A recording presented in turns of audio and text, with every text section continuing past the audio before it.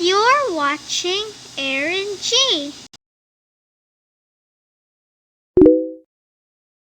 Hi guys! Today gagawa tayo ng kasaba, suman na may buko and yung may ube halaya. Okay, ito yung ating mga ingredients.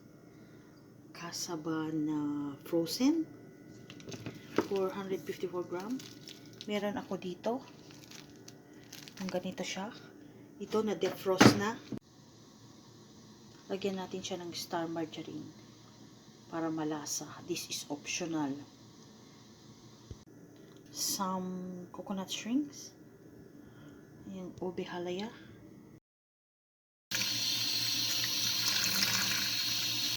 Bago natin umpisahan ang ating paggawa ng ating kasaba suman, nagpainit na ako ng tubig sa ating kaldero.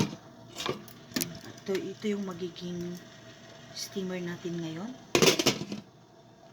Hindi ko gagamitin yung aking electric steamer today.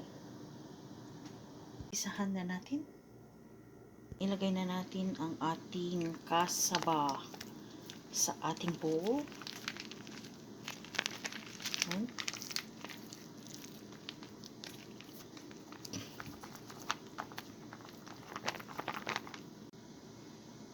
Yan, hinati ko yung isang pack ng kasaba. Ito yung plain, ito yung ube. Lagyan natin ngayon ng buko sa ating dalawang bowl. Yan. Saka yan.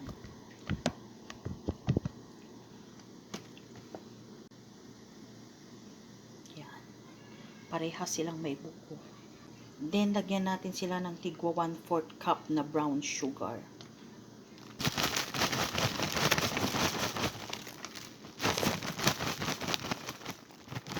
Only add 1/4. Okay. Yan. Itong isa, lagyan din natin.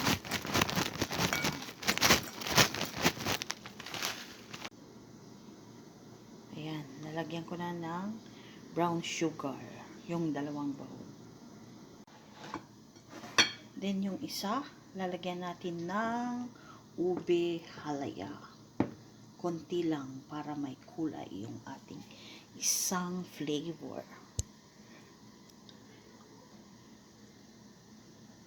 Dadagdagan ko pa ng konti.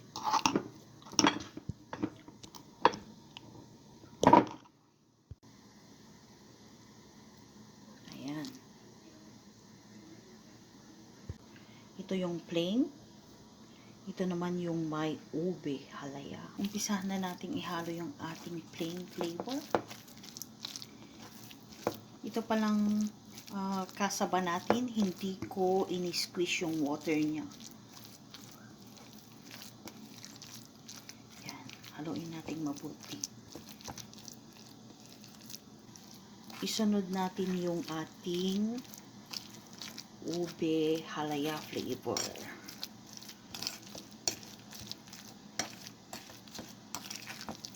Haluin lang natin na mabuti.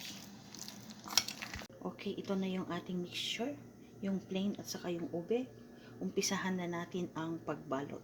Magpahid muna tayo ng konting margarine sa ating dahon ng saging. Lagay tayo ng 2 tablespoon sa isang dahon.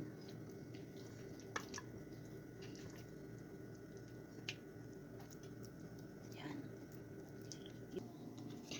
Yan. I-fold sa gilid. Ganun. Saka i-fold ng ganyan. Yan. Ganyan na po. Okay, magpahid ulit tayo ng isa. Ngayon naman, kung paano natin balutin yung ating plain. Yung nauna ay yung may ube. Okay. Same. 2 tablespoon. Ganyan. Ganon lang. Flat lang natin na ganyan. Then, i-fold sa magkabilang gilid. Ganyan lang. And i-fold na ganyan. Ganon lang kadali. Ito yung ating ube. Ito yung ating plain. Ngayon, pagsasamahin ko sila. Ganyan. Then, saka ko itatali. Ayan, nagawa ko na yung isang pares. Gawin natin hanggang matapos ang ating mixture. See you later. Ayan, nabalat ko na yung ating kasaba suman. Yan. It's ready to steam. Umpisahan na nating i-steam yung ating kasaba suman. Kulong-kulo na yung ating steamer. Yan.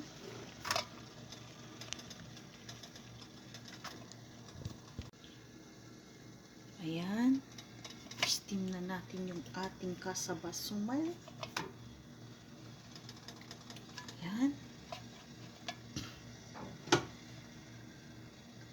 Nausukan na kayo. Ayan, i-steam natin siya ng 50 minutes. See you later. Okay, i-check na natin. Mag-1 hour na yung ating kasaba suman. Check natin. Turn off natin. Okay. Ayan. Ating kasaba suman. Ayan na yung ating kasaba suman.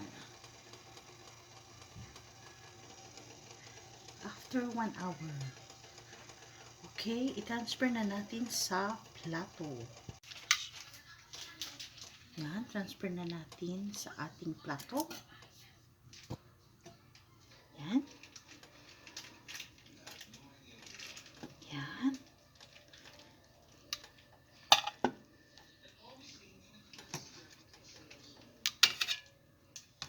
Mainit.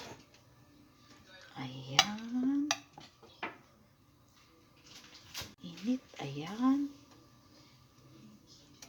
Ayan. Mainit. Ayan.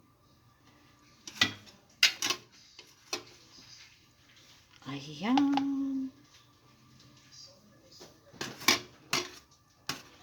At mainit. Ayan. Yan ang ating nagawa sa isang pack. Bale, 12 pieces siya.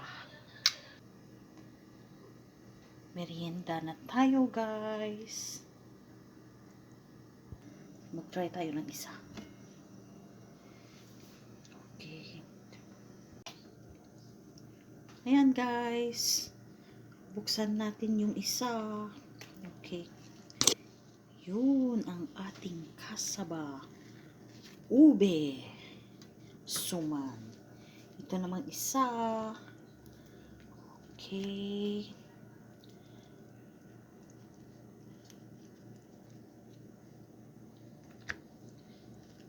Try natin. I-open. Isa. Ayun ang ating kasaba plain. Ayan. Napakasarap na merienda. Ayan.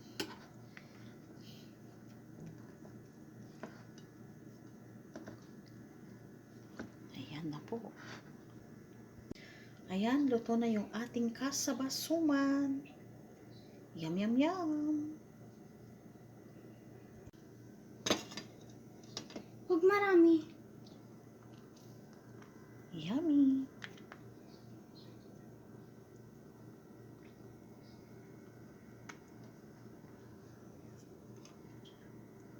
Merienda na tayo. Yum, yum.